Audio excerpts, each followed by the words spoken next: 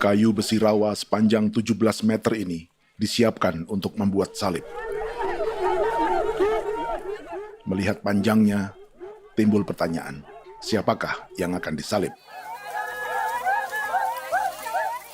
Siapapun itu, pasti sesuatu yang lebih besar dari mereka.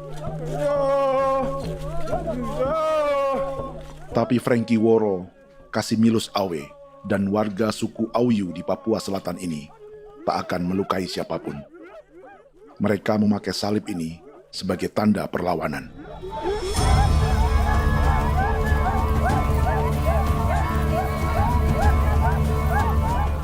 Yang mereka lawan memang lebih besar,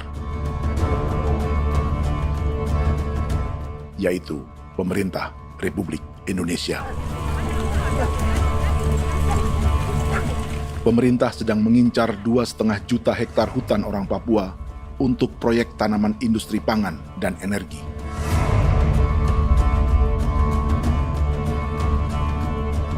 Ratusan kilometer dari salib orang-orang Auyu itu, orang Muyu sedang menyiapkan gerakannya sendiri. Tapi kali ini dalam bentuk sebuah pesta.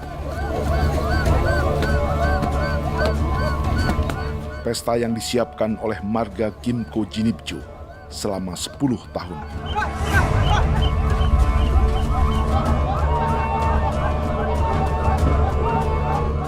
Sosok di marga ini adalah Willem Kimco, orang asli Papua yang tak punya kartu identitas kewarganegaraan manapun.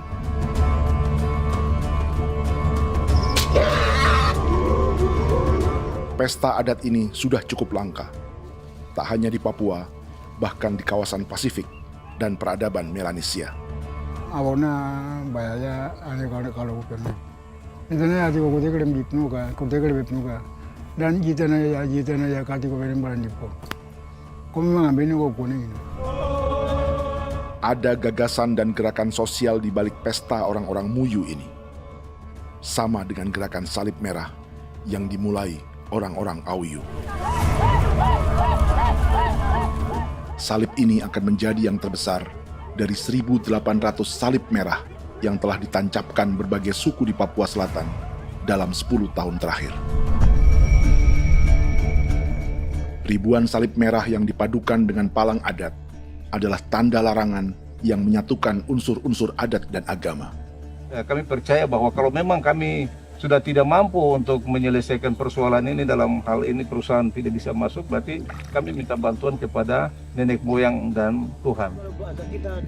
Atribut perang orang Auyu ini diukir atau dilukis, digambar di batang salib ini dengan tujuan bahwa kami larang dengan sangat keras. Jadi apabila siapapun, baik dari antara kita sendiri yang melanggar batas ataupun pihak lain yang mengganggu keselamatan hak tanah adat kami, maka kami siap untuk melakukan ancaman perang. Salib-salib ini tidak ditancapkan di halaman-halaman gereja, melainkan di tanah dan hutan adat, di dusun-dusun sagu, dan di tempat-tempat yang disakralkan. Sebab 1.800 palang adat dan salib ini memang bukan semata tentang agama, tapi untuk mencegah negara dan perusahaan memasuki tanah dan hutan adat mereka. Papua bukan tanah kosong.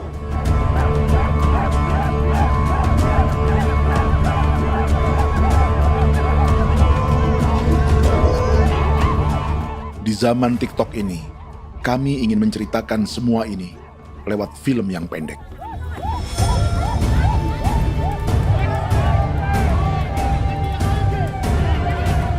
Tapi kami jelas gagal.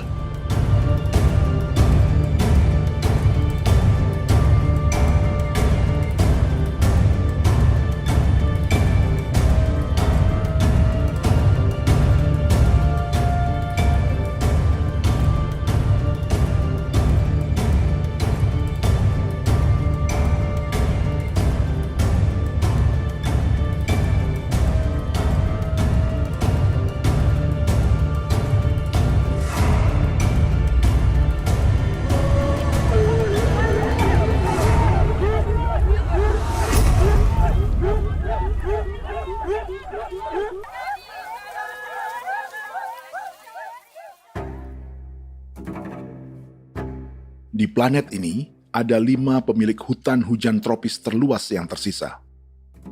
Kongo di Afrika, Brazil, Peru, Bolivia, dan Indonesia.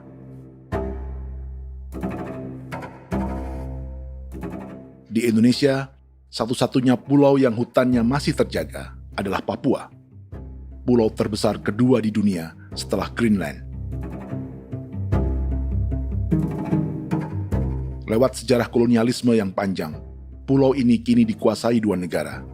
Bagian barat oleh Indonesia yang juga dikenal sebagai West Papua, dan bagian timur menjadi Papua Nugini. Dan tepat di perbatasan ini, di bagian Indonesia, sedang terjadi proyek pemusnahan hutan terbesar di dunia.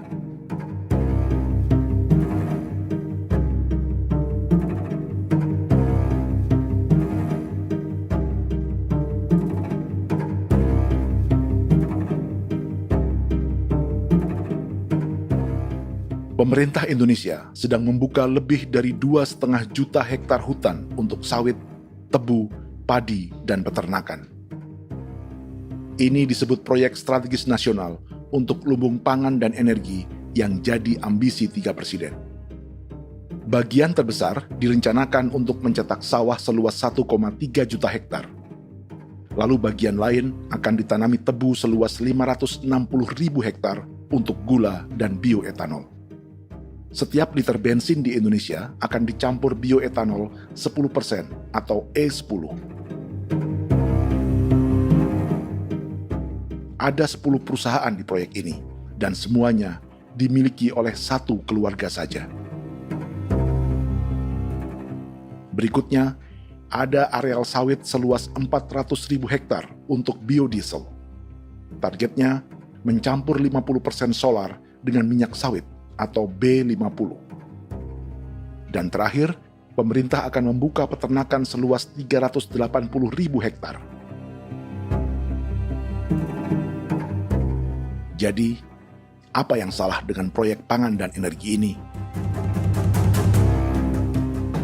5 orang Papua dalam film ini akan menjawabnya.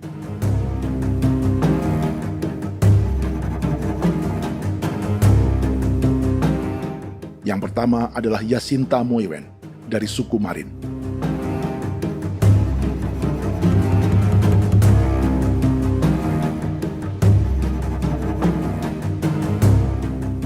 Yasinta dan warga di distrik Ilwayap di Merauke sudah menjadi korban.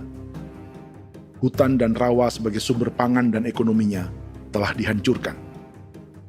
Jalan sepanjang 135 km sedang dibuat, dan di kiri kanannya akan dicetak 1 juta hektar sawah. Mereka sulit menolak atau melawan. Salib sudah digeser, masih datang lagi dengan senjatanya mereka nih. Karena proyek ini juga dijaga tentara. Macam-macam senjatanya.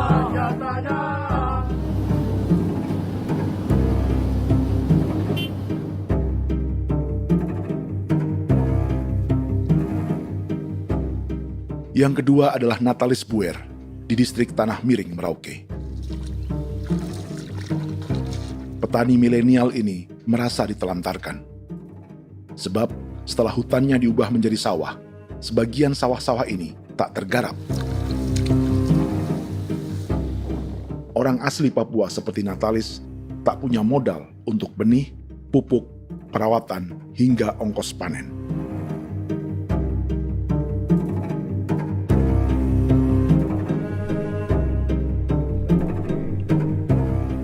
Orang ketiga adalah Vincent Kuipalo dari suku Yenan di distrik Jagebob, Merauke.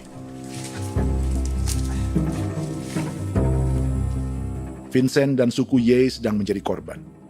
Hutan adat orang-orang Ye sedang dihancurkan untuk perkebunan tebu dan bioetanol. Tanah mereka juga diincar untuk markas-markas militer, pasukan yang akan menjaga proyek pangan dan energi ini.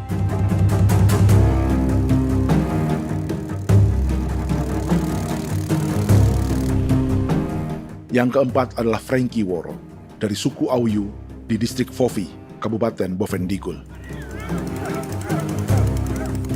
Hutan dan tanah mereka terancam perluasan perkebunan sawit untuk campuran biodiesel atau B50. Orang-orang dari suku Auyu ini adalah calon korban.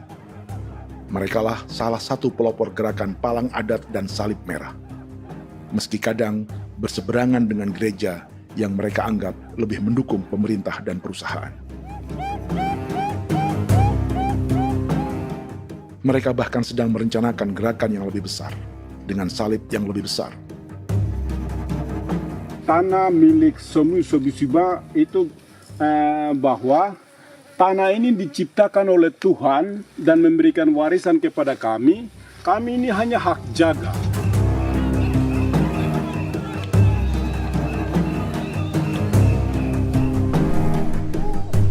Sosok kelima adalah Willem Kimco dari suku Muyu di Bovendigul. Tokoh adat dari Muyu ini hidup di garis belakang proyek negara, sehingga belum menjadi korban. Tapi mereka sedang bersiap menghadapi segala kemungkinan. Tinggal di belantara dan perbatasan membuat sebagian mereka tak punya status kewarganegaraan. Tapi mereka telah hidup jauh sebelum ada Indonesia atau Papua Nugini.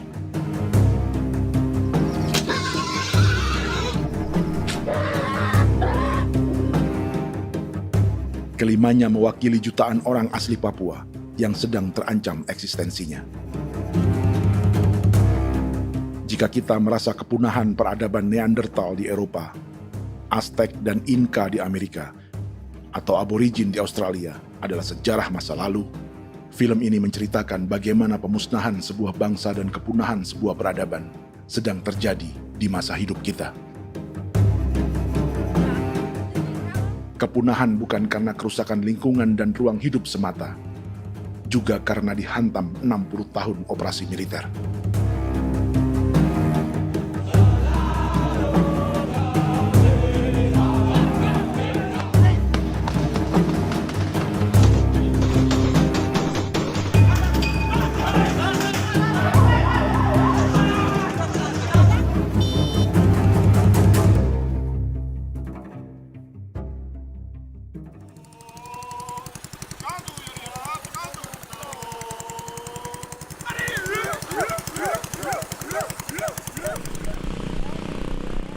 Frankie Woro dan orang-orang Auyu sedang berburu. Tapi lokasi perburuan mereka mulai dikuasai perusahaan perkebunan sawit.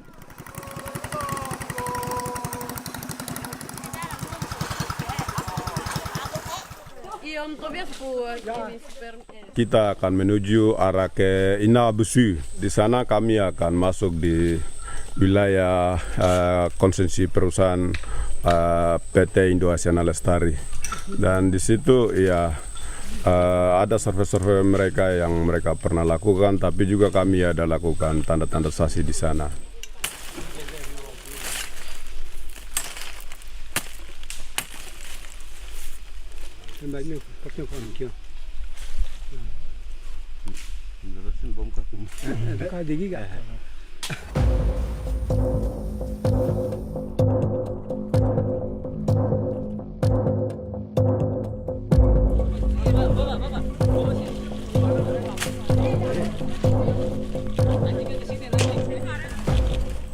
Dapat dengan yang induknya, tapi karena induknya dia lari dan terlambat kerja, akhirnya yang bisa kita dapat dia punya anak ini saja. Ini kalau pakai bahan kayak asli.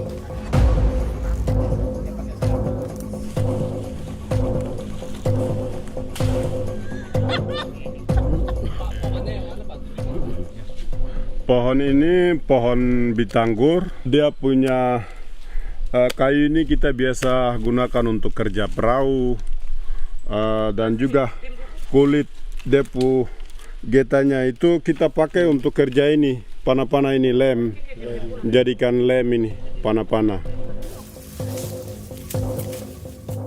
Hutan ini adalah supermarket bagi suku Auyu.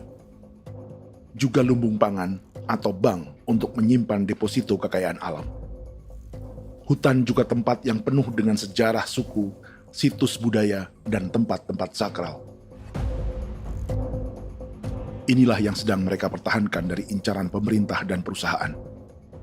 Untuk semua alasan ini, mereka menancapkan ribuan salib merah.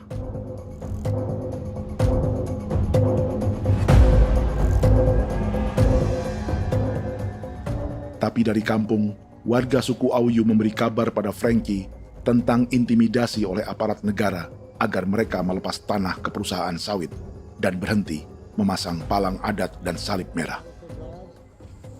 Ada beberapa titik yang saya sudah siap, tetapi di sini emergensi dari saya, terutama di kampung Sokanggon, PT Damai Timber.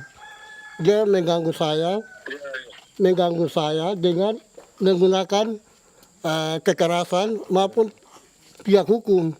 Dan kemarin saya ada pernyataan penolakan secara resmi, tapi masih tetap dalam menggunakan pihak hukum untuk masuk, untuk harus dituntut saya untuk harus diterima perusahaan itu.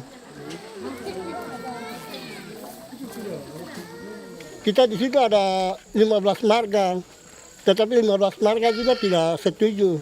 Marga-marga siapa yang terima dan marga-marga mana saja yang menolak. Nanti kita lihat dari pertimbangan itu, dan di situ dan kita undang mereka untuk bicara dengan kami. Sebagai sosok yang aktif dalam gerakan, warga Auyu terus memberi informasi lapangan kepada Frankie yang tak selalu berada di kampungnya. Pernyataan yang mereka paksa saya untuk tanda tangan itu, tapi sementara saya tidak tanda tangan. Data semua ada di tangan saya. Ya. Baik, kalau gitu itu lebih bagus karena tanda tangan itu yang berbahaya. Iya. Tanda tangan itu yang lebih berbahaya karena sekarang ini modern dan canggih, dan itu yang mereka biasa pakai untuk tipu muslihat. Mereka biasa pakai itu di tanda tangan itu. Betul. Dari Bambisa juga di Sofia dia masuk untuk memaksakan kami marga untuk harus menerima perusahaan itu. Tapi kemarin kami sudah menolak. Babisa di sini nama bosku. Itu yang sekarang strategi militer yang sekarang mereka pakai. Jadi yang penting masyarakat itu yang benar-benar mau menolak siap dukung ketua marga siapa yang nanti tampil. Ini adalah peta konsesi sawit untuk biodiesel dalam proyek strategis nasional. Dan di distrik Fofi inilah orang-orang Auyu hidup dari sungai dan hutan. Tapi Frankie di Bovendigul masih lebih beruntung. Setidaknya dibandingkan Yasinta Mowien di Merauke yang sudah kehilangan hutan dan rawanya.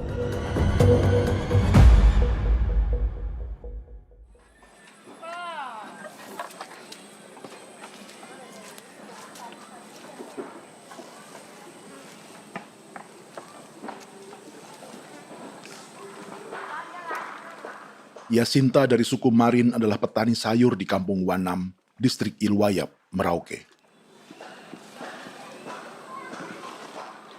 Memanfaatkan lahan yang ada, ia berkebun dan menjual hasilnya ke pasar kampung. Ini ekonomi warga di Wanam untuk menghasilkan uang, lalu memberi barang kebutuhan yang tak bisa mereka produksi sendiri. Tapi kehidupan sebenarnya ditopang oleh ekosistem hutan dan rawa. Inilah sumber pangan utama dan peradaban mereka.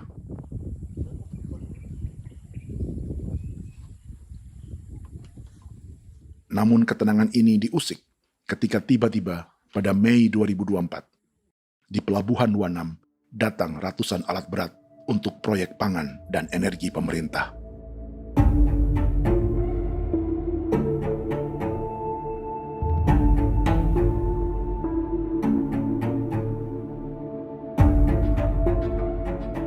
Kami masyarakat setempat kami tidak tahu. Kami kaget pagi-pagi kapal sudah ada di pelabuhan kami.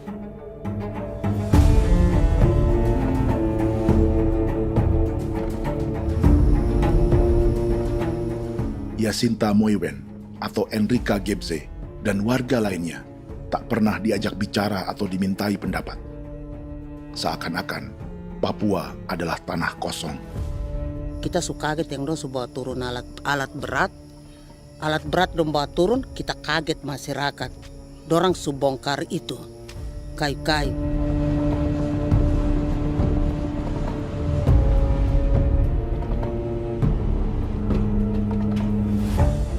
Bersamaan dengan alat-alat berat itu, juga berdatangan tentara Indonesia untuk mengawal proyek pembukaan hutan milik Jacinta.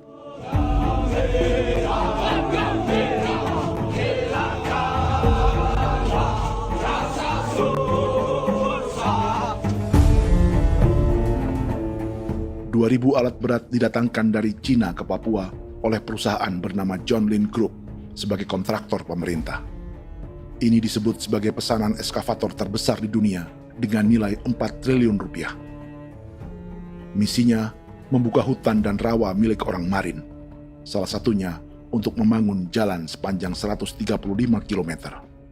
Sementara di kiri kanannya akan dicetak sawah yang ditargetkan seluas 1,3 juta hektar. Jalan berupa garis lurus ini bukan rute tradisional ekonomi masyarakat. Jalan ini akan menghubungkan kawasan perkebunan sawit dan tebu di sebelah timur, juga untuk mobilisasi pasukan militer. John Lin Group adalah perusahaan yang dimiliki Andi Samsudin Arsyad atau yang dikenal dengan Haji Isam. Sebagian orang mengenalnya sebagai pengusaha yang hobi balapan mobil.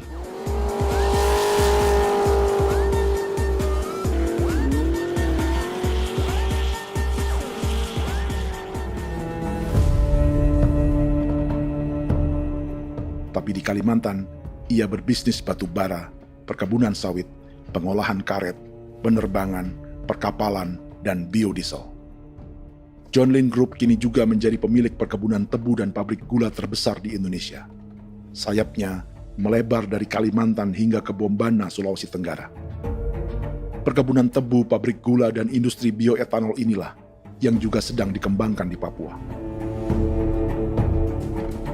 Foto ini adalah momen ketika Isam bersama kerabatnya, Menteri Pertanian Amran Sulaiman dan Menteri Pertahanan Syafri Samsudin meluncurkan program biodiesel atau B50 di Kalimantan Selatan. B50 artinya setiap 1 liter solar, 50%-nya akan dicampur minyak sawit. Perusahaannya, PT John Lin Agroraya, menjadi salah satu pemainnya.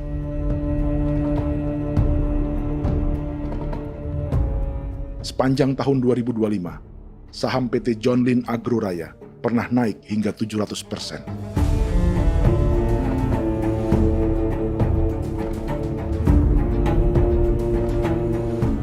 Perusahaan sawitnya yang lain, PT Pradiksi Gunatama, sahamnya bahkan pernah naik 4.000% hanya dalam 1 tahun. Dari harga saham ini saja, nilai kekayaan keluarga Isam diperkirakan mencapai 100 triliun rupiah lebih, menjadikannya salah satu keluarga terkaya di Indonesia dan salah satu pemain penting industri bioenergi. Dan di Papua Selatan inilah sebagian sawit-sawit untuk mendukung program B50 akan ditanam. Inilah tanah orang-orang Wambon, Muyu, Marin, Yei, atau Auyu seperti Frankie Wor.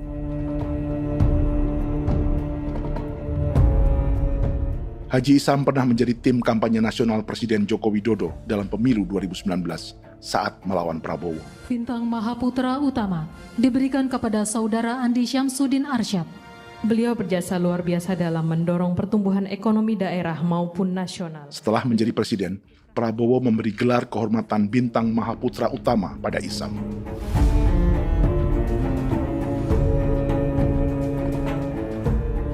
Sejumlah menteri Prabowo, juga kerabat dan orang-orang yang pernah bekerja di perusahaan Isam.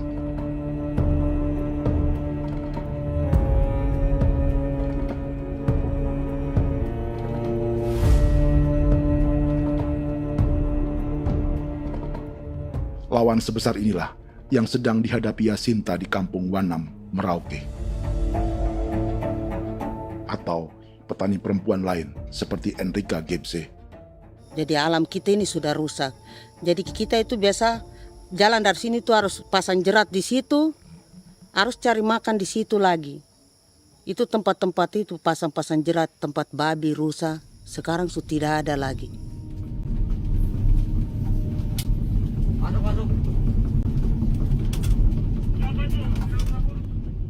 Rekaman ini memberi gambaran bagaimana Kasuari kehilangan rumah di bekas hutan dan rawa yang telah dibabat.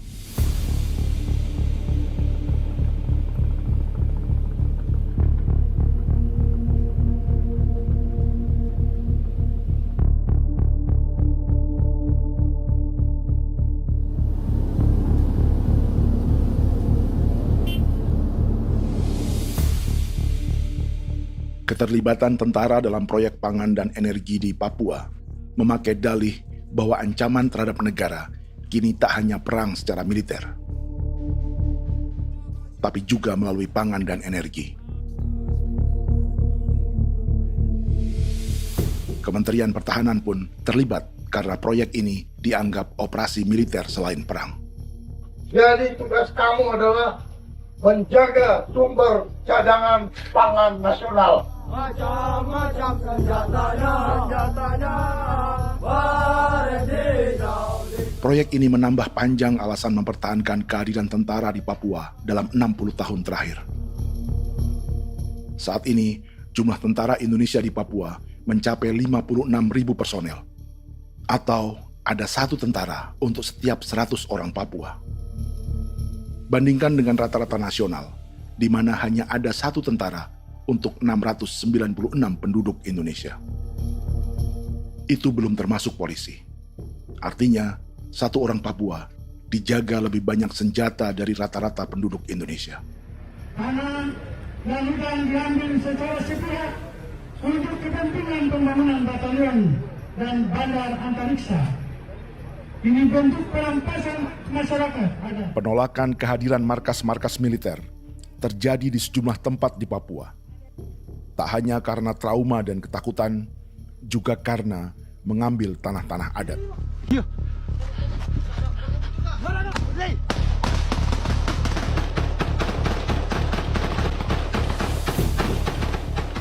Salah satu alasan mengapa militer terus ditambah di Papua, karena masih ada perlawanan dari Organisasi Papua Merdeka atau OPM selama 50 tahun terakhir.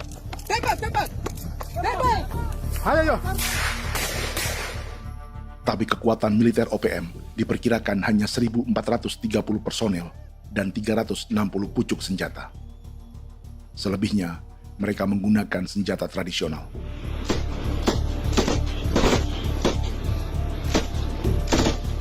Dengan demikian, kekuatan tentara dan polisi di Papua 58 kali lebih besar dari gerilyawan Organisasi Papua Merdeka.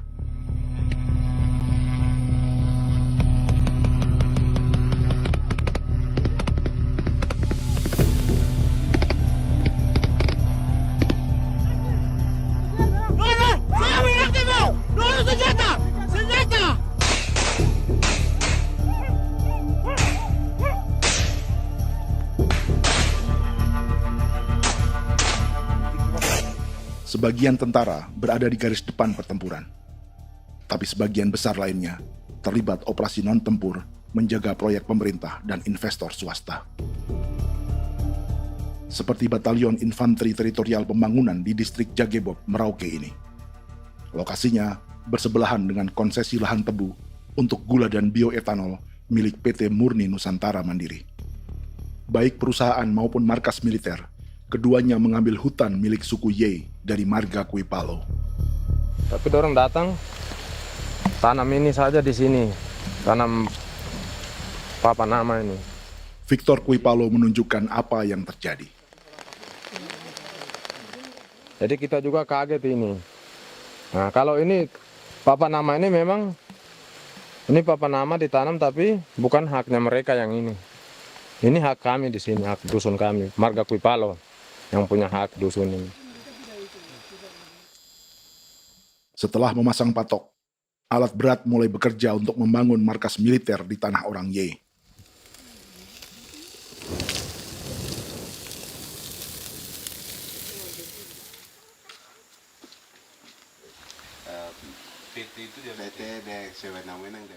Kehadiran markas militer mengkhawatirkan warga yang pernah mengalami trauma. Takut kenapa? Kalau macam yang awal macam sekarang bu kampung hidup ini kan aman. Terus kenapa harus didirikan korem di sini? Bukankah dengan adanya Korem semakin aman ada tentara di sini? Kalau untuk kampung kayaknya tidak bisa aman kalau ada tentara, paling masyarakat dipukul itu ini. Kalau kampung hidup begini malah saya sejahtera dan saya punya masyarakat. Apa pernah ada pengalaman buruk sebelumnya dengan tentara di daerah sini? Ada yang cerita waktu pos-pos di sini tuh di 13, 12 itu zaman katanya Patimura. Memang kasihan. Malah kita punya orang ini yang dianiaya betul, dipukul. Disuruh kerja bakti tidak mau atau lama mencari, namanya kita pangkur sagu itu butuh waktu 1 minggu. Kalau lama begitu ya paling diseret apa pukul itu. Operasi militer Indonesia di Papua dimulai tahun 1962 lewat Operasi Trikora. Tapi perlawanan bersenjata pertama di Papua baru dilakukan tahun 1965 di Manokwari. Nanti tanggal 1 Mei jam 12.30 pemerintahan di Irian Barat mutlak akan jatuh di tangan.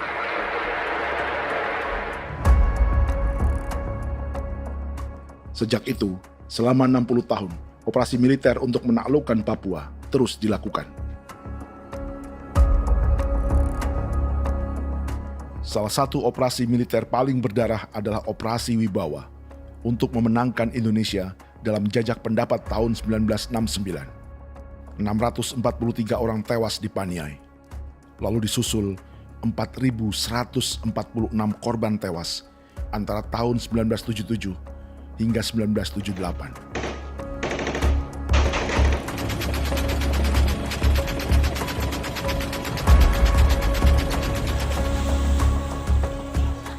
Operasi militer ini menimbulkan gelombang pengungsian hingga kini.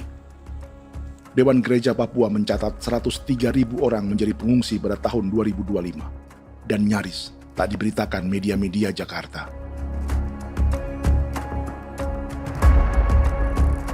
Jumlah pengungsi terbesar tercatat di Nduga yang mencapai 20.000 jiwa. Banyak di antaranya yang sedang hamil, seperti Jubiana, salah satu pengungsi Nduga. Jadi ini takarik masih kaki be muguruk berselari di namen wane kosel. Bigari me. Egirik menene nimbo mesle berselari nene. Wam dayak lek perak nte oi kore bangal nuso ndak lo yo nandang me anet ndang no yat nte nanen di kue nerwa memberi wal marwa. Egirik menene wa tri bil no semana.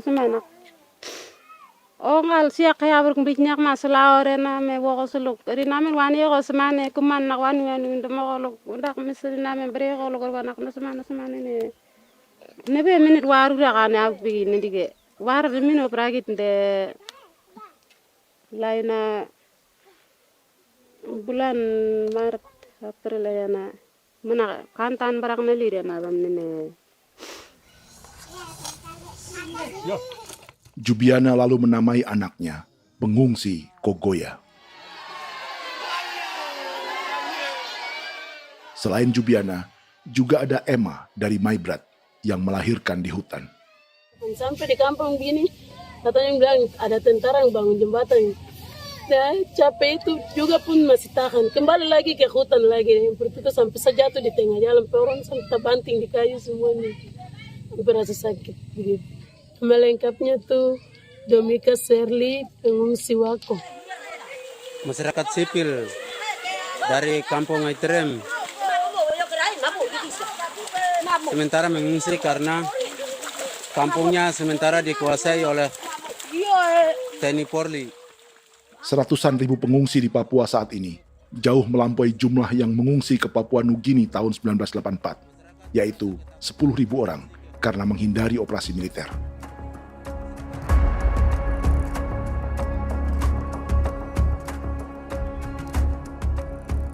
Bersamaan dengan operasi militer, eksploitasi sumber daya alam Papua juga dilakukan sejak masuknya tambang emas dan tembaga Freeport pada tahun 1967.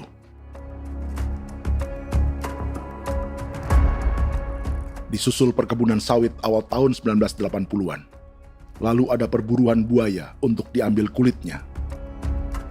Sebelumnya, ada eksploitasi gas alam di Teluk Bintuni, pencarian besar-besaran kayu gaharu, atau pembukaan hutan tanaman industri. Ini belum termasuk perburuan dan perdagangan ikan arwana di selatan Papua, penebangan kayu merbau dari hutan-hutan Jayapura, emas di Blok Wabu Intan Jaya, bahkan nikel di pulau-pulau kecil Raja Ampat. Dan kini, dalam skala yang belum pernah terjadi dalam sejarah, Papua dipaksa mencetak sawah, tebu untuk bioetanol, dan sawit untuk biodiesel.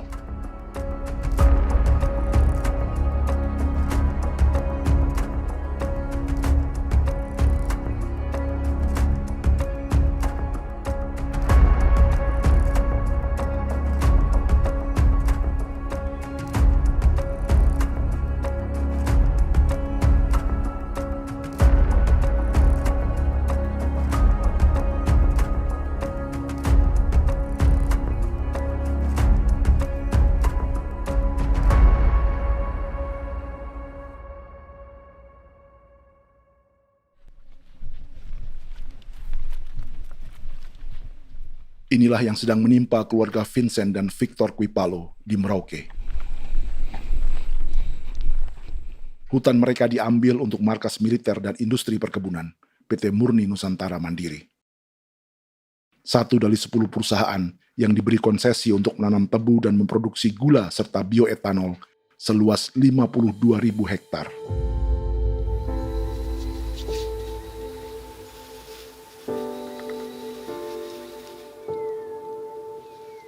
Perusahaan ini dianggap mengambil hutan dan tanah orang-orang Ye, terutama marga Kuipalo, yang memiliki hak adat terhadap 2.300 hektar hutan.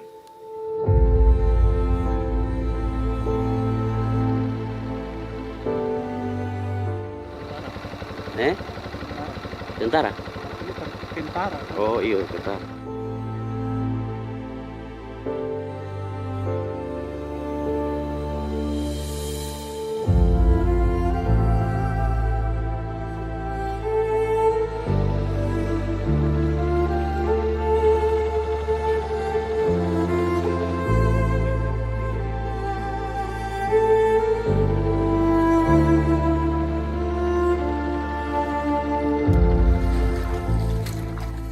Keluarga Kuipalo sedang melihat apakah perusahaan semakin mengancam tanah mereka. Dan kekhawatiran itu terbukti. Iya, makanya tadi saya bilang ini dari sini saja dekat ini sudah masuk di dalam ujung lapang ini. Ini hutan, yang ini hutan yang dorong ada bongkar sekarang ini. Ini sudah punya alat sudah dekat ini.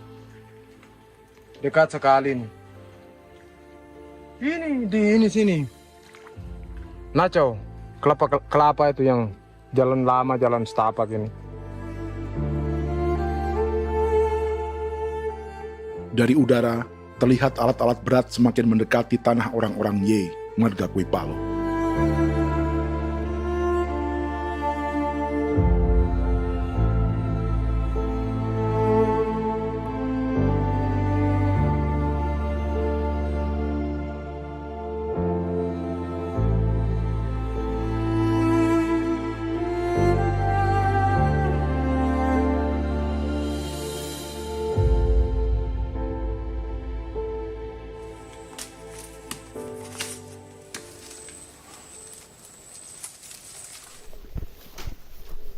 Keesokan harinya, Victor dan kerabatnya memberi tanda cat merah di pohon-pohon yang berada di batas tanah mereka.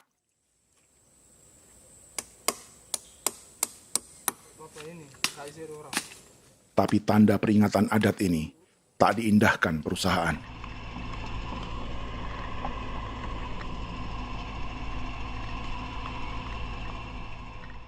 Dua bulan kemudian, perusahaan tetap memasuki tanah marga Kuipalo. Sama-sama. Kami manusia, kau lihat. Tapi sudah sakit hati sekali saya kasih tahu adik. Ini sama baik ini kalau pikiran berubah lagi hari ini. Kami juga punya tangan, hanya beda rambut. Mister itu juga. Woi, buka. Sudah, tidak.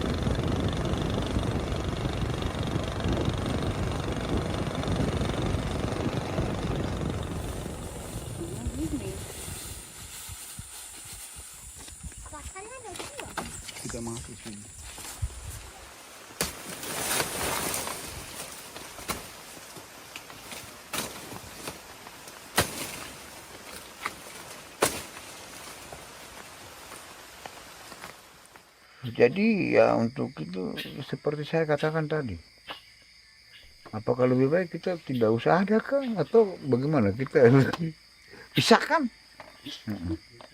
pisahkan dari negara ini kah? Jangankan tuh, saya kemarin bicara sama Daniel, datang sama saya dengan persoalan Kodam ini.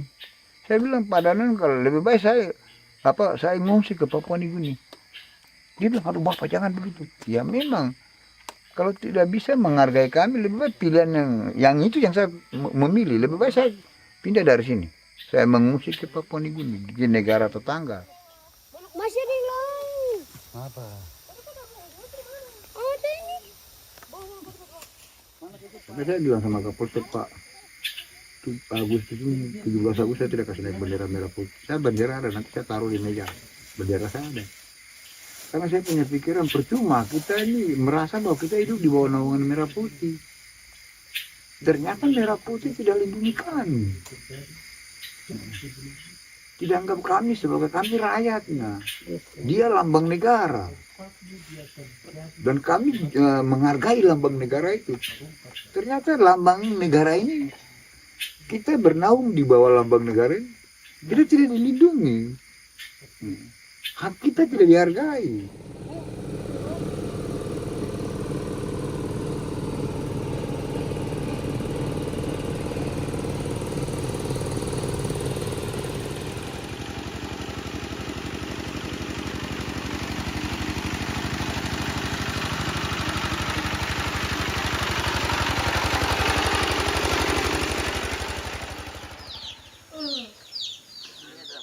Marga Kuipalo dari suku Ye terus mendapat teror dan intimidasi agar melepas tanah mereka yang hanya dihargai Rp300.000 per hektar. Tapi mereka tidak berjualan tanah. Makanya mama itu tidak suka untuk lepas tanah. Untuk apa? Baru di dalam hutan itu ada obat-obat tradisi.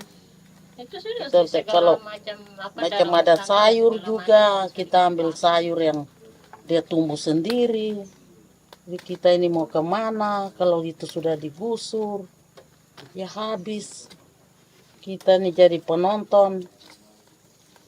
Jangan sampai kita ini duduk minta di jalan.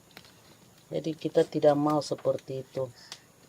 Makanya tanah itu kita tidak melepas. Tapi mungkin orang lain tuh dia senang saja. Lebih baik saya pegang uang merah dulu. Saya bisa beli-beli itu ini. Nanti datang uang sudah habis, gembel, mau cari kemana lagi, hutan sudah habis, mau makan ikan di mana, kali sudah hancur. Seperti Yasinta di Wanam, suara dan gerakan kaum perempuan Papua sangat nyaring dan tak bisa diabaikan. Saya sebagai perempuan tolak untuk perusahaan masuk di sini. Karena kalau saya terima, anak-anak saya mau dikemanakan, mau tinggal di mana. Apapun yang terjadi saya tetap tolak. Demi tanah ini, saya akan berjuang. Demi saya punya anak-anak. Yang katanya mengutamakan anak Papua, nyatanya yang kerja kebanyakan ya orang-orang Jawa. Saya sendiri orang Jawa, tapi bukan mau bicara yang tidak-tidak. Memang kenyataannya seperti orang-orang Papua itu diterbelakangkan, kurang diutamakan, gitu.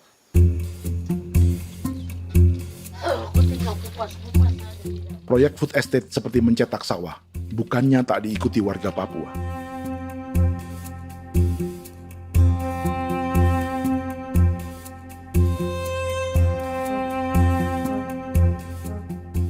Salah satunya Natalis Buer di distrik Tanah Miring, Merauke.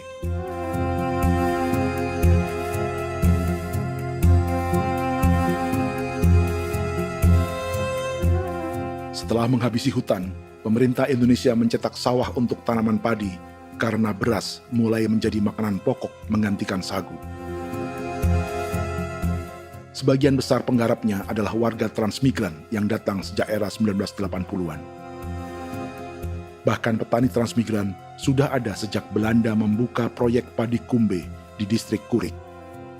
Lokasi yang sering jadi langganan pejabat Indonesia memamerkan sawah di Papua.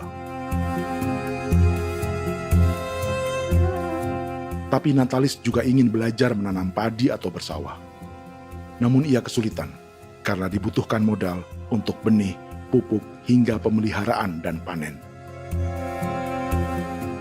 Lalu sawah-sawah ini pun mulai dikuasai pendatang.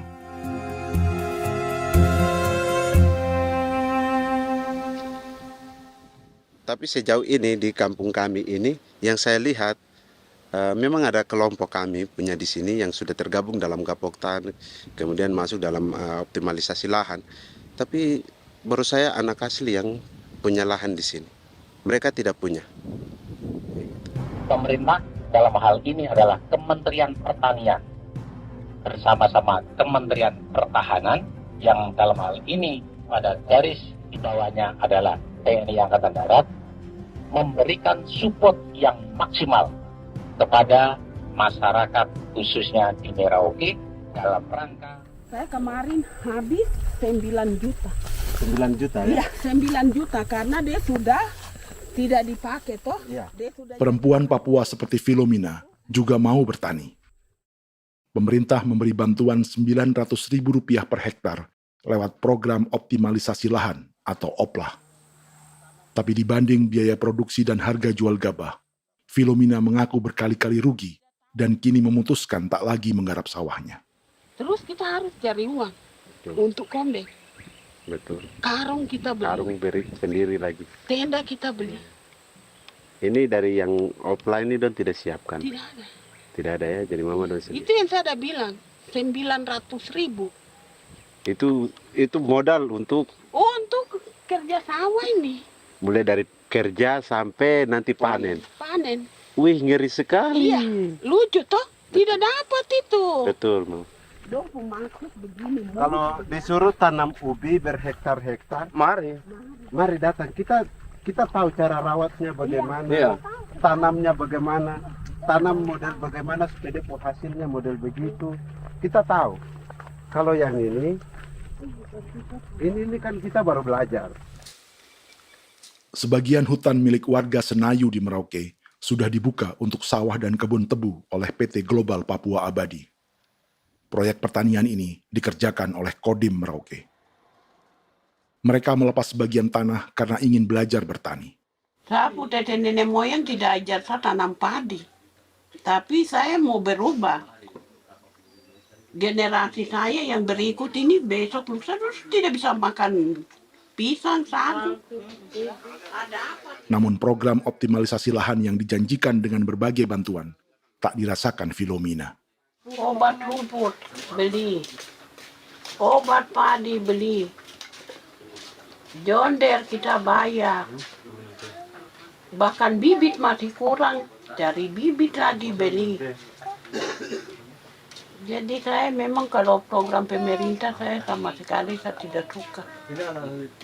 Baku tipu saya.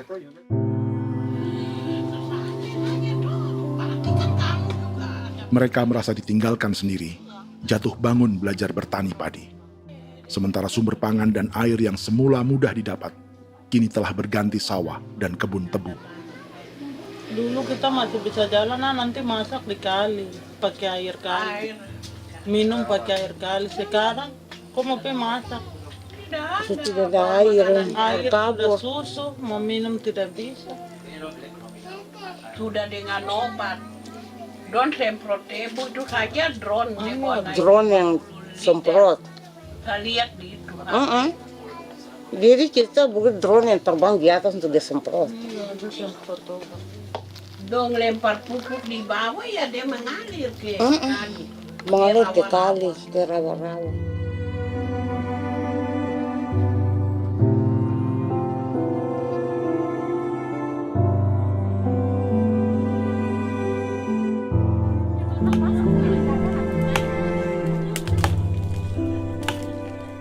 Seperti pertanian sawah bagi orang Bali atau Toraja, bagi orang Auyu dan suku-suku lainnya di Papua Selatan, sagu juga bukan semata tentang pangan.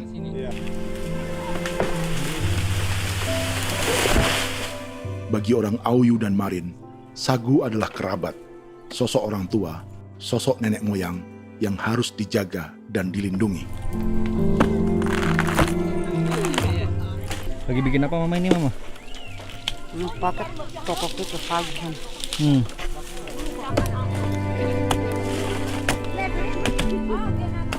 Kami diingatkan oleh leluhur, sagu itu tidak boleh digusur dan tidak boleh diganggu dengan cara apapun, dan di dalam rangka kepentingan apapun tidak boleh. Kamu harus bela, bahkan sampai nyawa pun harus menjadi taruhan demi membela keselamatan keberadaan sagu di atas tanah ini.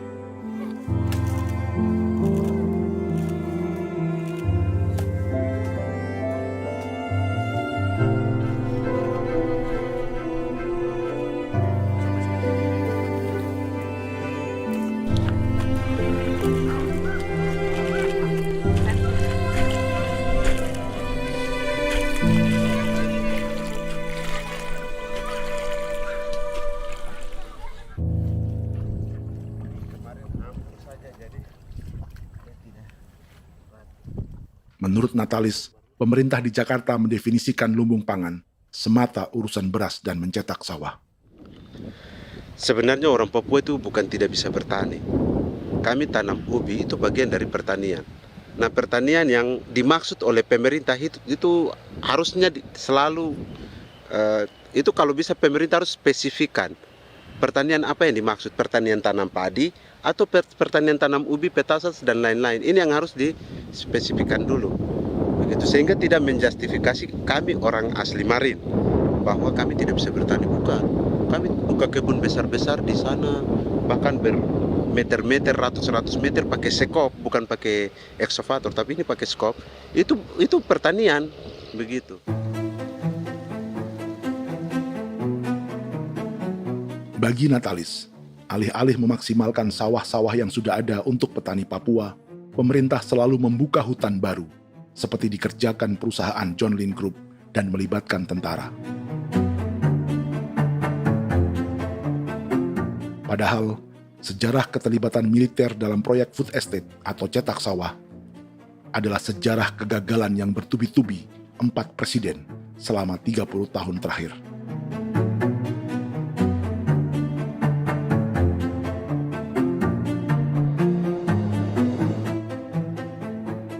Papua bukan yang pertama menjadi proyek lumbung pangan yang melibatkan tentara. Kalimantan telah menjadi korban 30 tahun sebelumnya.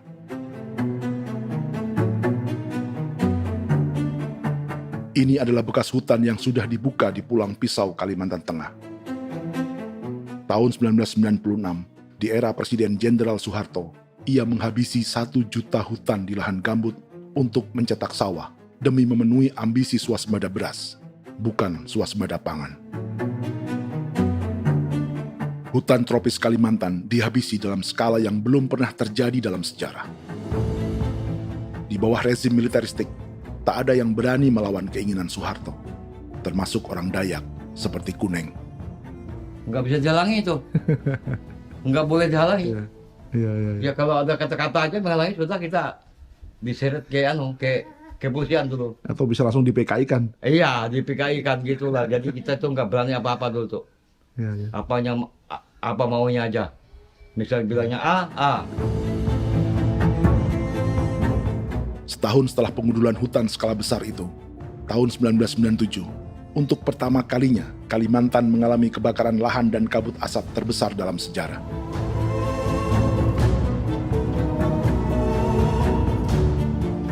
Sebagai ilustrasi, ini kondisi kabut asap tahun 2015.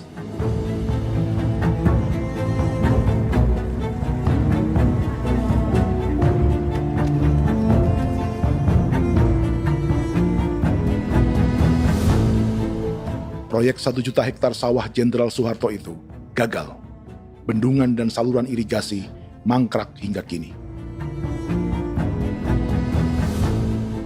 Mei 1998, rezim Soeharto tumbang, 2 tahun setelah ia menumbangkan jutaan hektar pohon di Kalimantan.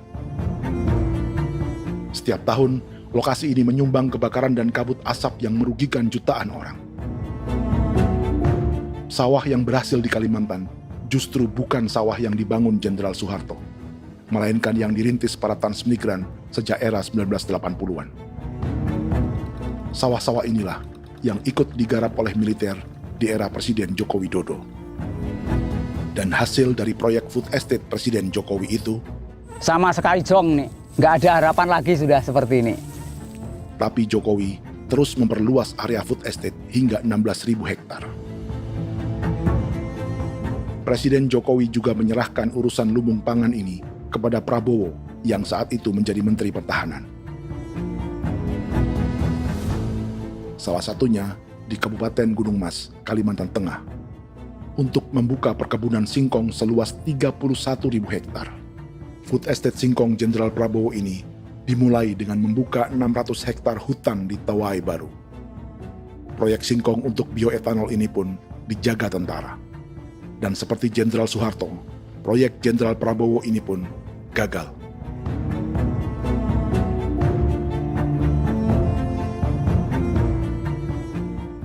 Dengan reputasi ini, Joko Widodo dan Prabowo justru sedang membuka 2,5 juta hektar di Papua.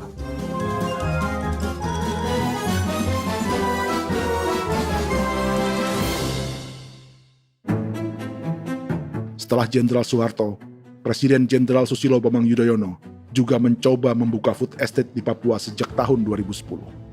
Namanya Merauke Integrated Food and Energy Estate atau MIFE. Proyek ini juga gagal. Lalu di lokasi yang sama, Jokowi berusaha meneruskan dengan proyek mencetak sawah 1,2 juta hektar yang juga gagal.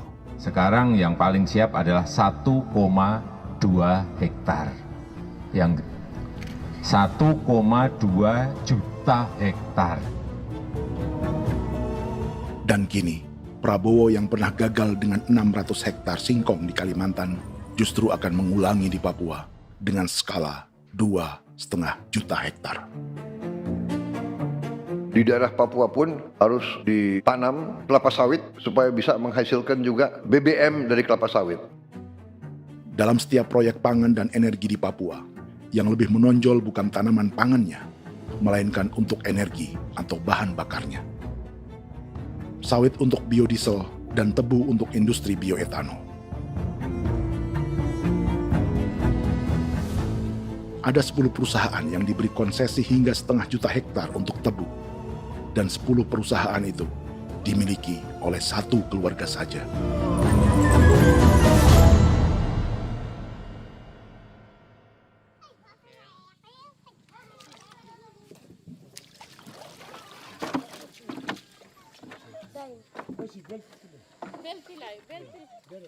Para perempuan Auyu di Bovendigul akan berangkat memancing.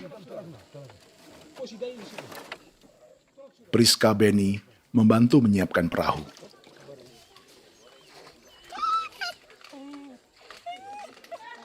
Mereka akan mengumpulkan bahan pangan di hutan untuk persiapan acara penancapan salib merah berikutnya.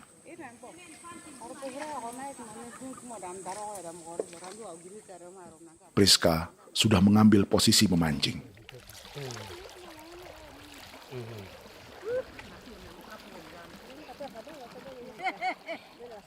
1.800 salib merah telah dipasang di wilayah adat berbagai suku di Papua Selatan untuk menghalau perusahaan sawit dan tebu.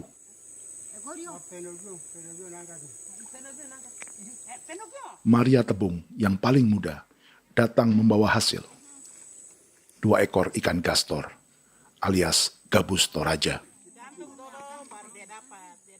Sebagai generasi Z, pendidikannya sampai sekolah dasar.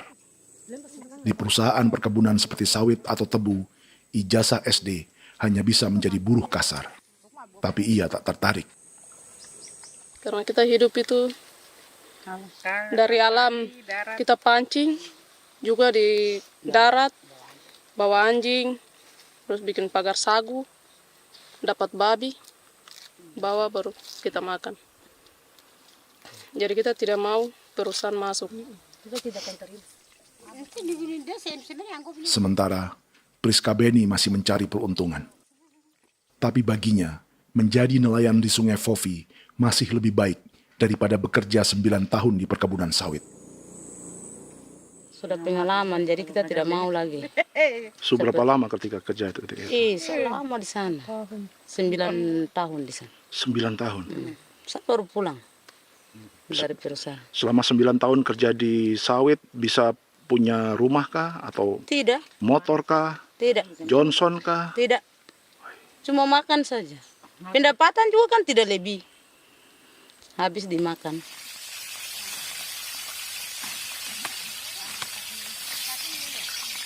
Satu minggu libur berapa hari?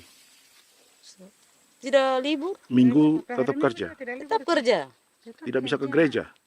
Hari Minggu kerja. Hari Minggu juga kerja.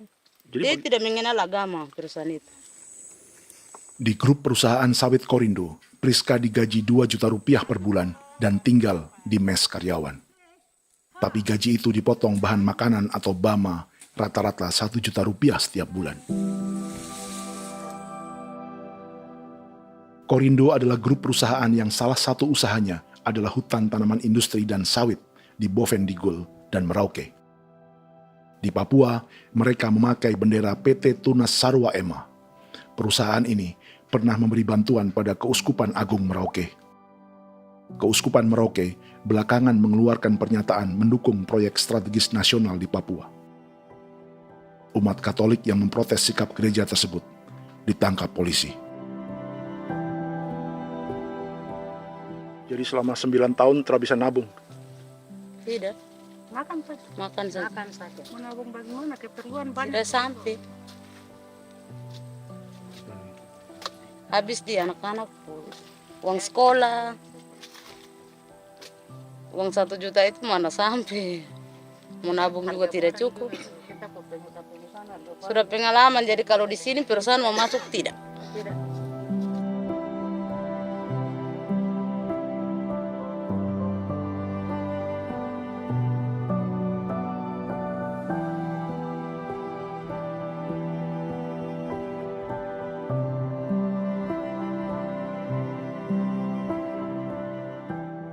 Dan menu makan siang seperti ini agaknya sulit bagi buruh sawit atau tebu yang digaji 2 juta rupiah per bulan. Generasi Z seperti Maria Tebung atau generasi milenial seperti Priska Beni punya matematika ekonominya sendiri. Sawit untuk biodiesel atau tebu untuk bioetanol tak akan ada bedanya bagi mereka.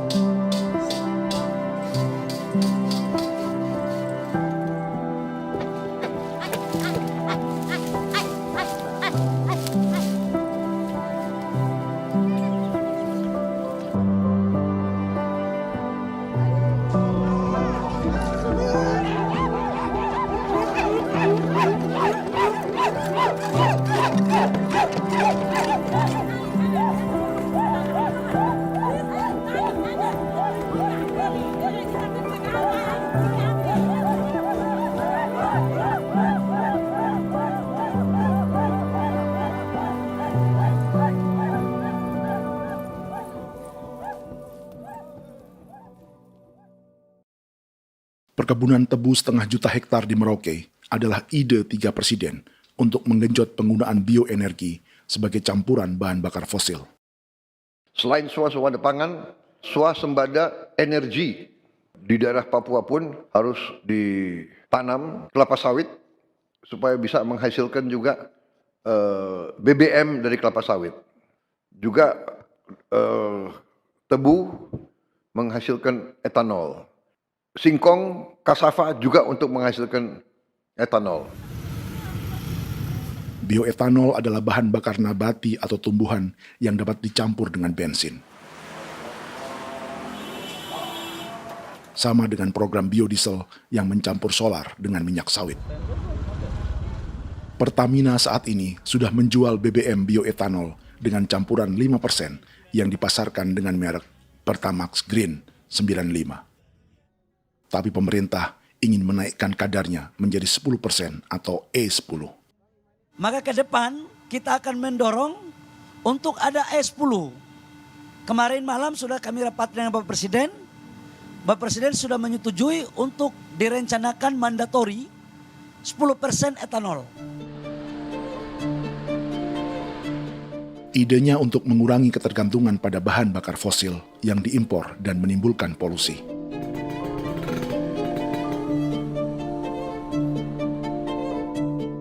Tapi bioetanol bukannya tak mengorbankan lingkungan, hutan, rawa, dan manusia. Karena program E10 membutuhkan 7,3 miliar liter bioetanol, maka lahan yang dibuka untuk menanam tebu bisa mencapai 1,3 juta hektar.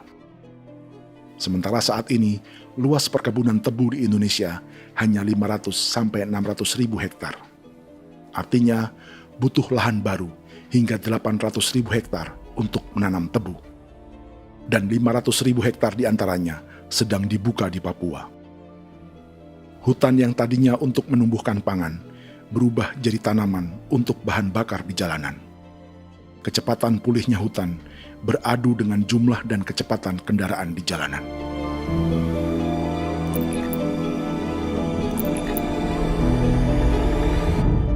Dahaga terhadap energi tak pernah bisa dipuaskan.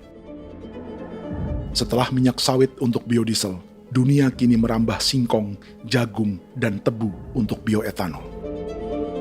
Benua Amerika, Eropa, sebagian Afrika, hingga separuh Asia kini mulai memakai bioetanol sebagai campuran bahan bakar.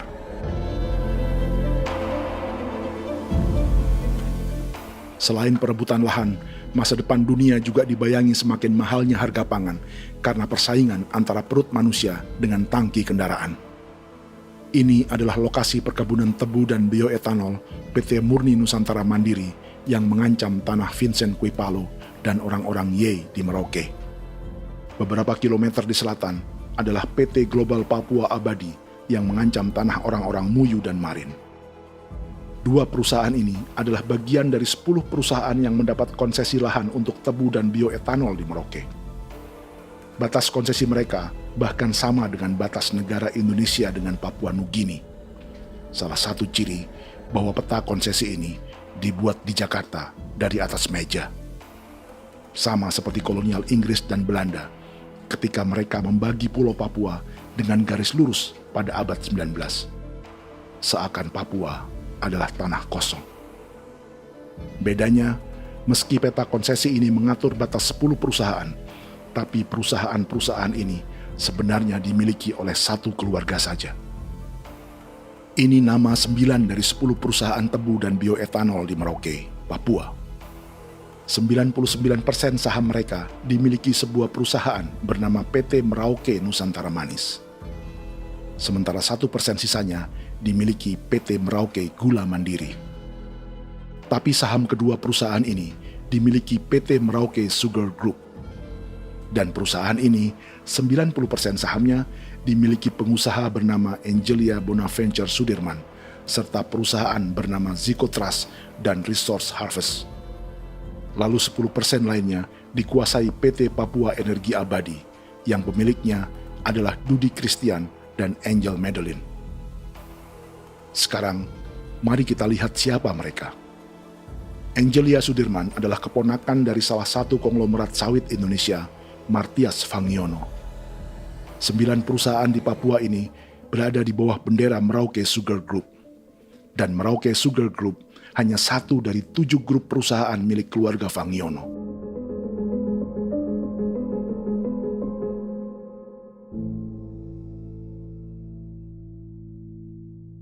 Ini Martias Fangiono. Seperti Haji Isam, Martias selama ini dikenal sebagai pengusaha sawit yang kini merambah bisnis tebu dan bioetanol. Ini momen saat penanaman perdana tebu di Merauke bersama Presiden Joko Widodo Juli 2024. Di sini juga ada anak Martias Fangiono, yaitu Wirastuti Fangiono. Wirastuti adalah salah satu yang menonjol dari keluarga Fangiono. Tahun 2025, Forbes mencatatnya sebagai konglomerat termuda dengan kekayaan 23 triliun rupiah yang mengendalikan 2 grup usaha, FAP Agri dan Surya Dumai Industri. Keduanya adalah perusahaan sawit dan biodiesel. anak dan bapak ini adalah investor utama bagi Jokowi dan Prabowo untuk proyek tebu dan bioetanol di Papua. Sementara yang ini adalah Martua Sitorus, pemilik raksasa agribisnis dunia, Wilmar International, yang juga memegang konsesi sawit di Papua lewat berbagai perusahaan. Tapi Martua kini memakai bendera baru, yaitu KPN Corporation atau Karunia Prima Nastari. KPN inilah yang memiliki kelindan bisnis dengan keluarga Fangiono untuk proyek tebu Merauke. Apalagi grup Wilmar yang didirikannya juga pemain gula utama di Australia. Tahun 2010, Wilmar membeli 100% saham perusahaan gula terbesar Australia, Sucrogen. Akuisisi senilai 1,5 miliar dolar Amerika ini langsung menjadikan Wilmar pemain tebu terbesar kelima dunia. Sebagian bibit tebu yang ditanam di Merauke adalah varietas yang dikembangkan Lembaga Riset Gula Australia atau Sugar Research Australia. Sugar Research Australia lalu menjalin kontrak pengembangan bibit dengan PT Global Papua Abadi milik Fangiono. Tapi masalahnya, Sugar Research Australia adalah badan publik yang tugasnya memajukan petani tebu dan sebagian dananya berasal dari pajak warga Australia. Itu artinya, warga Australia membiayai pengembangan bibit tebu untuk investor dan pemerintah Indonesia. Dokumen ini menunjukkan bahwa lembaga yang dibiayai warga Australia itu pernah memiliki kontrak penyediaan bibit dengan PT Global Papua Abadi milik keluarga Fangiono. Kontrak itu baru berakhir pada November 2024. Artinya, saat Presiden Jokowi dan keluarga Fangiono menanam bibit tebu pada Juli 2024 ini, kontrak itu masih berlaku. Nama lain dalam keluarga ini adalah Siliandra Fangiono, yang pada tahun 2024 dijuluki Raja Sawit Termuda dengan kekayaan 39 triliun rupiah dalam catatan Forbes. Ia mengendalikan grup First Resources. Secara umum, keluarga Fangiono memiliki 20 perusahaan di Sumatera, 32 perusahaan di Kalimantan, 1 di Jakarta, 2 di Singapura, dan 25 perusahaan di Papua. Di Papua, perusahaannya tersebar dari Sorong, Mapi, hingga Merauke. Para politikus dan pejabat Indonesia terus membesarkan konglomerasi, meski Martias Fangiono pernah divonis 1,5 tahun penjara karena kasus pembalakan liar dan kebun sawit ilegal tahun 2007. Sementara tahun 2022, Wilmar terlibat kasus korupsi ekspor minyak sawit dan divonis mengembalikan kerugian negara 11,8 triliun rupiah.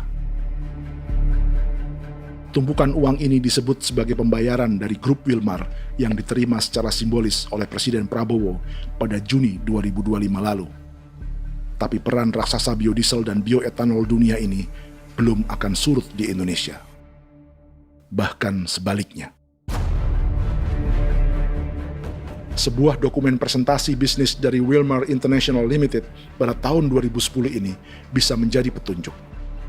Presentasi ini bagian dari proses pembelian 100% saham raksasa tebu Australia, Sucrogen. Dalam presentasi ini, Wilmar mengaku ditawari konsesi lahan 200.000 hektar di Papua, atau dulu disebut Irian Jaya, untuk menanam tebu. Dengan penerbangan hanya 2,5 jam dari kantor Sucrogen di kota Townsville ke Merauke, Wilmar akan mengawinkan bisnis gula dan bioetanolnya menjadi pemain dunia. Dan lokasi yang diincar oleh Wilmar adalah distrik Ilwayap di Merauke, kampung halaman Yasinta Moiwen. Dan persis disinilah, 14 tahun kemudian, ribuan eskavator John Lynn Group milik Haji Isam mulai membuka hutan sebagai kontraktor pemerintah. Presentasi dan gagasan ini dibuat oleh Wilmar pada Juli tahun 2010. Sebulan kemudian, Agustus 2010, pemerintah Presiden Susilo Bambang Yudhoyono meluncurkan proyek Lumbung Pangan dan Energi Merauke atau Merauke Integrated Food and Energy Estate. Targetnya membuka lahan 1 juta hektar dalam 5 klaster yang masing-masing 200.000 hektar. Angka yang sama dengan presentasi Wilmar. 5 tahun kemudian, 2015, giliran Presiden Joko Widodo yang mau melanjutkan proyek pangan dan energi 1,2 juta hektar. Menjelang pensiun sebagai presiden, Jokowi kembali menggencarkan proyek ini dan melibatkan Prabowo sebagai Menteri Pertahanan. Jokowi lalu mendukung Prabowo sebagai presiden berpasangan dengan anaknya, Gibran Rakabuming Raka sebagai wakil presiden.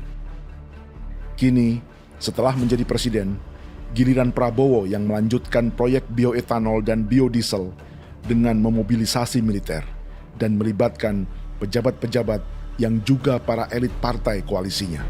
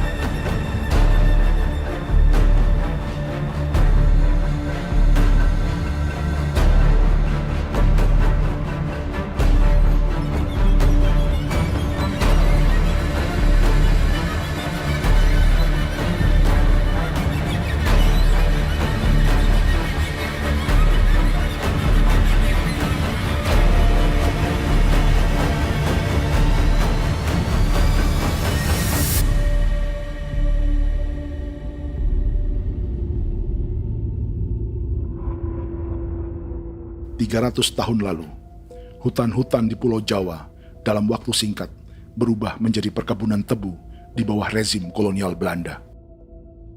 Orang Jawa menjadi buruh dan petaninya dipaksa menanam tebu. Dari kolonialisme dan politik tanam paksa itu, Belanda memperkaya negara dan para investornya. Tak puas membuka hutan untuk perkebunan di Jawa dan Sumatera, kolonial Belanda menanam tebu hingga di Suriname dan mengerahkan ribuan orang Jawa sebagai buruh pada tahun 1890. Inggris yang sudah menguasai negara seluas India dan Papua Nugini pun masih menanam tebu jauh di tengah Samudra Pasifik, di tanah orang-orang Fiji. Lalu memindahkan puluhan ribu orang India menjadi buruh di sana. 200 tahun sebelumnya, ratusan ribu orang Afrika bahkan diperbudak untuk bekerja di perkebunan-perkebunan tebu Spanyol dari selatan Eropa hingga Karibia, Kuba, atau Jamaika. Jika dulu tebu menjadi gula atau emas putih, kini cerita kolonialisme tebu berlanjut di Papua untuk bahan bakar nabati atau bioetanol. Dan seperti semua cerita tentang kolonialisme, akan ada yang berpesta dan ada yang membayar. Dalam setiap cerita pesta kolonialisme, baik di Jawa, Karibia, atau di Papua, selalu melibatkan para elit lokal, dari pejabat, perwira, hingga agamawan. Tapi dalam setiap kolonialisme, juga selalu ada cerita tentang mereka yang mempertahankan diri dan melawan.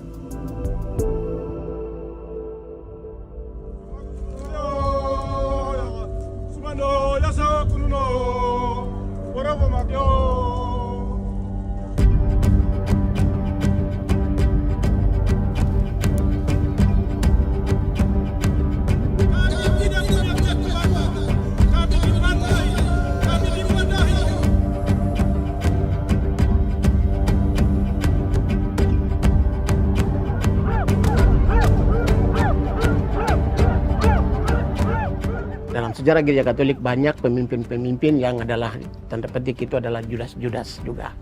Jadi itu sudah pasti karena itu adalah manusia. Satu sisi sebagai manusia dalam perjalanan digoda, apalagi ada dalam posisi-posisi jabatan, ya mungkin banyak tawaran-tawaran lain, lalu disitulah terjadi pergeseran keberpihakannya kepada misi gereja tadi itu untuk umat, untuk mereka yang tertindas. Orang kirim eksavator, orang kirim tentara, orang kirim polisi. Pukul kami bukan pencuri, kami tidak pernah mencuri orang barang. Kami tidak pernah menangis ke orang lain. Kami tidak pernah menangis ke kita bapak mama, kami menangis kepadamu. Tuhan kami lemah. Tidak tahu. Di hijau di kuiera. Orang lain datang ke bangsa kami, ke wilayah kami untuk kasih habis kami.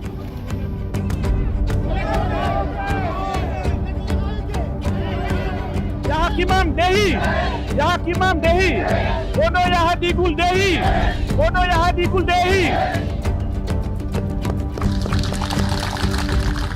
Kita buat sasi seperti begini untuk menolak perusahaan apapun yang masuk di tanah kami. Kalau kita kasih, kita bikin rusak sekarang, kita punya generasi berikutnya mau dapat kemana. Jadi kita nyatakan sikap di sore hari ini, kami tolak. Apa yang dilakukan pemerintah untuk PSN adalah kejahatan. Pemerintah bagian dari kejahatan, aktor perusak dan pembunuh terhadap negara, terhadap alam, hutan, terhadap manusia. Jadi negara jadi aktor pembunuh. Jadi Pilatusnya siapa? Negara, pemerintah Jakarta ini. Tanah Wiu bukan kosong. Masyarakat adat kami rasakan. Perusahaan tolak. Lihat asal.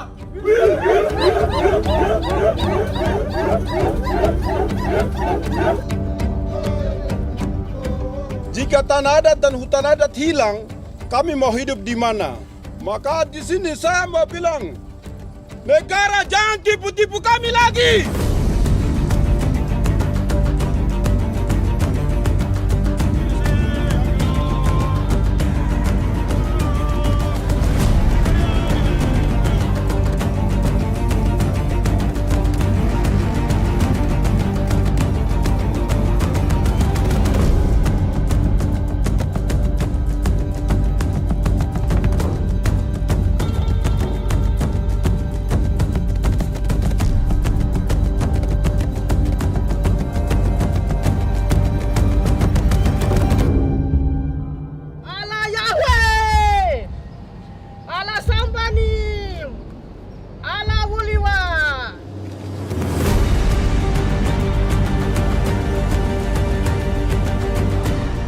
Kalau kami dianggap orang Papua itu bagian daripada republik ini, tolong hargai kami.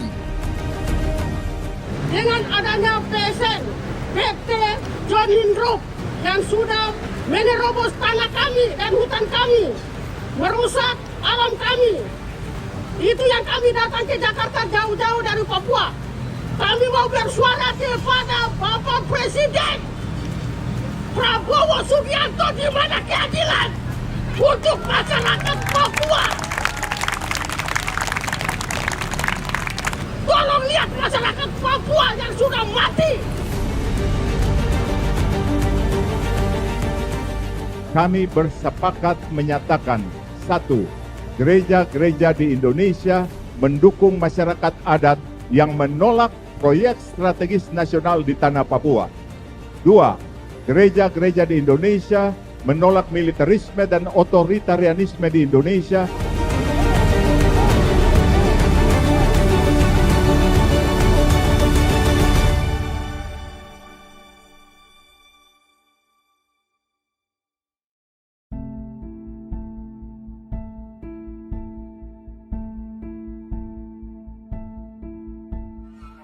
Kita sering merasa banyak hal buruk sudah jadi cerita sejarah. Dan kita sekarang hidup lebih baik, lebih beradab, atau mustahil melakukan kejahatan seperti di masa lalu. Kita tidak lagi menghukum mati orang dengan memenggal kepalanya. Kita menembaknya atau menyuntik racun agar tertidur dan mati. Tapi ada hal-hal yang tak berubah. Salah satu pembantaian yang kuat di ingatan kita adalah kejahatan Nazi atau genosida di Rwanda. Padahal pembantaian juga sedang terjadi di masa kita, seperti di Gaza, Palestina. Penghancuran sebuah peradaban seperti Indian di Amerika atau aborigin di Australia juga kita anggap masa lalu. Sekarang kita merasa lebih baik dan lebih toleran. Padahal proses penghancuran bahkan pemusnahan yang sama sedang terjadi terhadap bangsa Melanesia di Papua. Begitu juga dengan praktik kolonialisme. Kita merasa penjajahan seperti dilakukan Portugis, Inggris, atau Belanda sudah menjadi sejarah. Dan Indonesia tidak mungkin menjajah. Padahal itulah yang sedang terjadi dan dirasakan di Papua.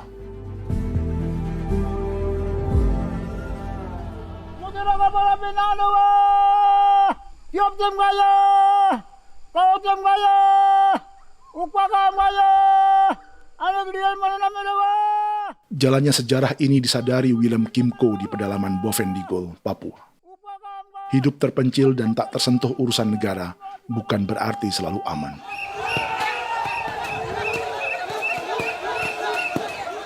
Untuk sampai di tempat ini, orang-orang Muyu menempuh 2 hari berjalan kaki mengarungi hutan, lembah, dan sungai. Termasuk mereka yang datang dari perbatasan Papua Nugini. Mereka berkumpul untuk memenuhi undangan pesta adat yang disebut Awon Atatbon atau Pesta Babi. Yang mengundang adalah marga Kimco Jinipjo. Yang dituakan di marga ini adalah Willem Kimco. Ia tak punya kartu tanda penduduk dan kewarganegaraan manapun, baik Indonesia atau Papua Nugini. Tahun 1984, 10.000 orang Papua, terutama suku Muyu, mengungsi ke Papua Nugini untuk menghindari operasi militer Indonesia, termasuk Willem Kimco.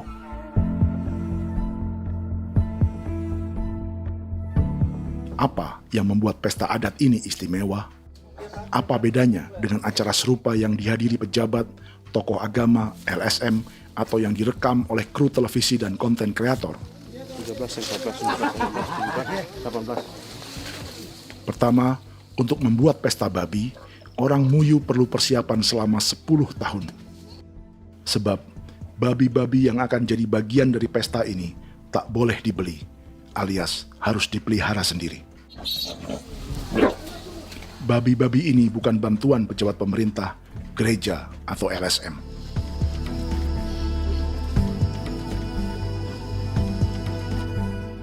Yang kedua, babi-babi ini tidak dipelihara di kandang. Jadi punya nama babi ini kah? Harimau. Harimau? Harimau. Dia kulit dengan ini. Bulu di harimau, macam harimau begitu yang kasih nama harimau. Setelah diberi nama, mereka dilepas liarkan di hutan sejak kecil. 10 tahun kemudian, jika tiba saatnya pesta, para pemburu akan mencari mereka di dalam 479 hektar hutan milik marga Kimco. Suku atau marga lain tak akan mencurinya di hutan, karena mereka sudah punya babi dan wilayah masing-masing. Itu artinya, mereka harus tetap menjaga dan mempertahankan hutannya, agar babi-babi bisa hidup. Demikian juga dengan lahan pangan mereka, yang menumbuhkan sagu, keladi, atau aneka sayuran.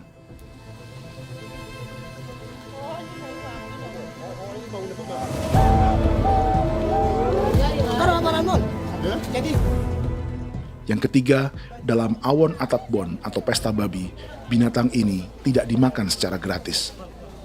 Setiap marga atau klan dalam suku Muyu akan membayar jerih payah tuan rumah menjaga hutan dan memelihara babi.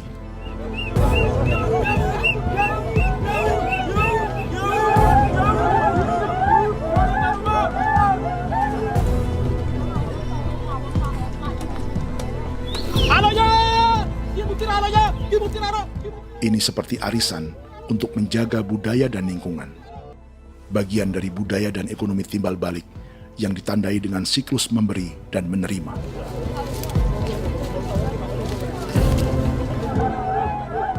Ini juga cara orang Muyu membangun dan memperluas aliansi. Awon bet begul bet, ulan yau kando bet, asat bet anani, asat bet yang liga anani, ado amten anani, menini tena jaga, kepo kemo kau di mana? Kepo kemo mayat nih. Kep tetek no mayango, kep kanin between ke iftore wen. Ne tena ya kadek me. Oke, kepo nanti kutu kamu kepo kepasa kutu orang. Kon kene man gini wan. Koko kati bolon ya bengo. Koko kuning bolon ya. Jika Willem Kimco dan marganya bisa menjaga hutan dan wilayahnya, marga lain ikut diuntungkan sebagai sebuah ekosistem. Demikian juga sebaliknya. Alasan keempat, mengapa pesta babi ini memiliki tempat khusus dalam peradaban orang Muyu, karena Willem Kimco khawatir peradaban mereka akan punah, menyusul ancaman terhadap ekosistem dan hutan. Setiap marga atau klan harus mengkonsolidasi diri dan membangun aliansi.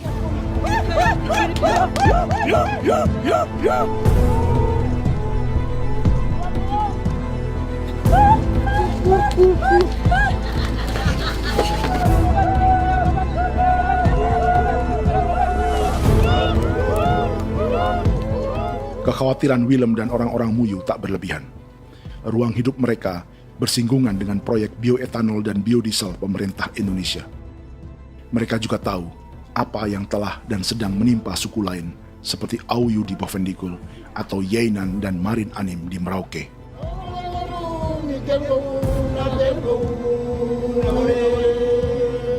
Jika suku-suku lain menggunakan palang adat dan salib merah sebagai gerakan perlawanan, orang-orang Muyu memakai pesta babi untuk mempersiapkan diri dan konsolidasi. Sebab, berbeda dengan saat mengungsi tahun 1984, kali ini yang datang ke tanah orang-orang Muyu tak hanya tentara, juga alat-alat berat bersama para pebisnis pangan dan energi. Manu, awan datang.